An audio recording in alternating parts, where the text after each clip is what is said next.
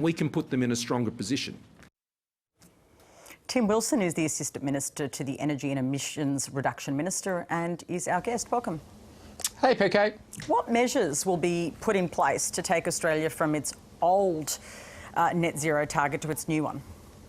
Well, there are many measures that are in this plan. Whether it's a focus on making sure that we get investment in areas like hydrogen and its critical role is going to play as part of a transport fuels strategy, whether it's a development in terms of building materials which can both act as a form of stored carbon but also reduce the greenhouse gas emissions footprint, and of course energy efficiency. And this is the critical thing about this plan.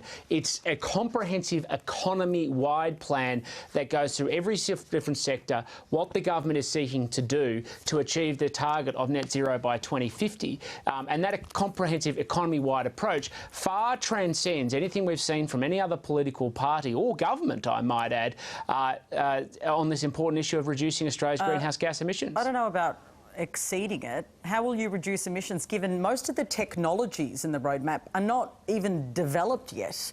So you're hoping it happens, but actually the breakthroughs haven't even happened yet. Well, we know that over a 30-year time frame, there's going to be technological innovations which are going to drive down emissions so that we can improve Australian standards of living, continue economic growth while cutting emissions. The alternative, of course, is a tax-based agenda which has been put forward by our political opponents in the past. OK, but with respect, that's a hope.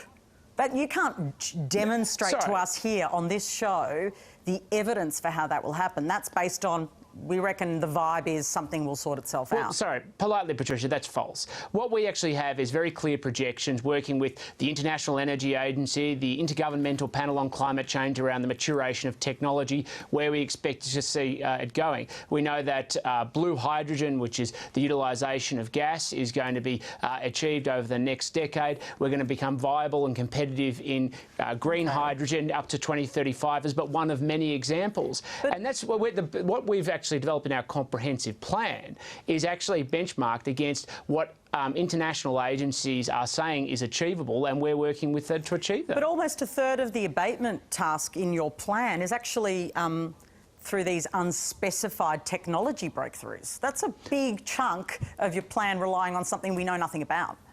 Well, we all know in the lead up to 2050 that there's going to be really exciting new technologies that come online and become competitive. Well, the world is relying on these technologies. It's not just our country. But you're not doing any of the heavy lifting till the end where you hope that we have this utopia that happens really quickly. Well, I'm sorry, that's not right. What we know is that if you went and bought an electric vehicle only a few years ago, you would have paid hundreds of thousands of dollars for it. Today, they're under $100,000 and increasingly drifting towards $50,000. And that's just one technology. We know that where hydrogen is today in comparison to where it was 20 years ago, far transcendent. That's why the lower cost of solar has led to 1 in 4 Australian households now having solar PV cells on their rooftops. So we're working with the technology because the alternative is to impose heavy taxes on Australian households which actually don't drive technological advancement and innovation. If we are projected to beat our existing 2030 target of 26 to 28%, why won't we legislate the new 30 to 35% estimate? Why not make it a formal commitment? Well, what we've got in today's projections, again, I'm very happy we're having this conversation because it's a clear sign that our emissions targets are not being just met but beaten. And, of course, it's a sign that emissions are coming down. They're now down 20% by 2005 levels. And as somebody pointed out to me today, it's basically taken a period to get to this point, but now we're going down and we're going down at a rapid rate. And so we took a position to the last election. Of course, there'll be further discussion about updated projections in the lead up to the next election, but we want to do this from a position of integrity and taking Australians with us so they can have confidence that our comprehensive economy-wide plan is something that they can rely upon. OK, but why not just entrench it? Why stick to the 2015, the targets you set years ago? I don't get it. Well, firstly, it's good that we've actually got targets, unlike the Labor Party, but for 2030, and we're going to honour our trust with the Australian people. And of course, as we get updated projections, we'll look at these issues and what we're able to achieve. But the fact that by 2030 we're now projecting we're going to hit targets of up to 35% when we promised 26 to 28%, says very clearly we're meeting, we're beating our targets, and the plan we're taking is working. And that's what we should be excited about.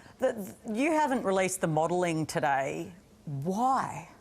Well, the modelling will come out. The Prime Minister's made it clear there's going to be many future announcements, but today the focus is on the plan. I mean, you've got about 130 pages comprehensively looking at the economy-wide solution to getting Australia to net zero, working with technology but not utilising taxes.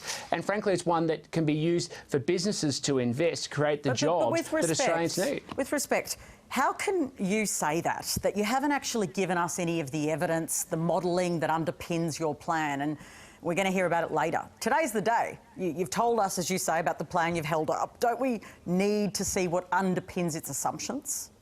Well, as I've outlined already, the Prime Minister's actually going to release that modelling in time. But if you actually go through time, though? I mean, it does matter. It does matter that we have the evidence to make an assessment about your policy. Well, the Prime Minister's outlined that in the lead up to the next budget, the release of not just the modelling, but further strategies are going to be released. But if you actually go through the comprehensive plan, it goes through different technologies, their viability, of course, the funding that's critical as part of rolling those technologies out. To make sure that we can actually achieve our target. And of course, the opportunities that present it for Australia. And that's, I think, where we have to shift the conversation to. With too much of the conversation around climate change policy has been negative, rather than seeing where Australia can seize this moment and actually be part of not just a local solution to reducing greenhouse gas emissions and creating jobs, but how we can be part of the global solution to help other countries do the same and, frankly, make a buck out of it. OK. Energy and Emissions Reduction Minister Angus Taylor says the national plan will create 62,000 jobs in mining and heavy industry. Will the government release the modelling for, that's a number that you've quantified. How are we to believe it? Can you show us the evidence? Well, firstly, we know already, I've already outlined that the modelling is going to be released, but if you go and look at the government's critical minerals strategy, one of the huge opportunities out of reducing our greenhouse gas emissions is actually extracting non-traditional minerals, critical minerals like lithium, like nickel, like the role of cobalt, which are critical in new technology, including renewable ones and, of course, battery technology. So we're going to see real opportunities for the implementation of the government's comprehensive economy-wide plan. And in fact, one of the biggest challenges the world is going to face is access to these critical minerals into the future and making sure that we're able to utilise them. And of course, Australia is the home of so many of these critical minerals. In fact, in many cases, we're the second or third largest reserve and often the largest producer and refiner. Tim Wilson, don't we deserve to see what deal was done with the Nationals? Well, the Prime Minister's already outlined the details of working with the National Party. We have the Productivity Commission reviewing this plan every 5 years to ensure that there's equity and address the challenges faced by rural and regional communities. And that's fundamentally a good thing. When you think about the challenge of addressing climate change... That's not all they got. We know, for instance, they got the elevation of Keith Pitt. Do you think that's reasonable, that you should get an extra cabinet minister and a cabinet minister now who openly said he didn't really support net zero emissions by 2050. Does that sound reasonable to you? Well, what I want is a conversation that includes all voices in the Australian community. I think it's been, frankly, a bit dispiriting to see how many people want to exclude the voices of rural and regional communities or disparage them when they raise legitimate concerns. And I don't care whether that happens at the kitchen table, at the boardroom or the cabinet room.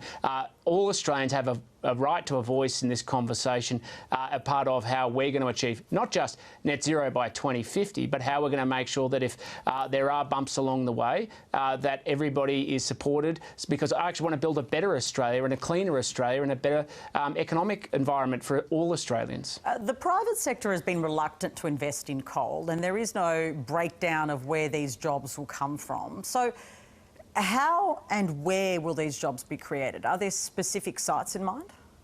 Well, as I said already, there's huge opportunities in the space of critical minerals, but if you go through the comprehensive plan, we identify the potential of carbon sequestration and where that can be done in different parts of the country. We look at not just critical minerals, but of course the expansion of renewable technology. There's recently at UNSW a research centre which has found a way to increase the value of solar PV cells by 25%. Not far from where I am in Canberra right now, there's companies investing in how to turn stored carbon into briquettes. So the opportunities are endless, and it's not going to come from central planning of government. We want to empower Australians and businesses to be part of this solution. Given your plan also says that it's based on existing policies, which don't clearly do the job of getting us to this very ambitious target, this ambitious target by 2050. And I also, don't accept that premises. Okay.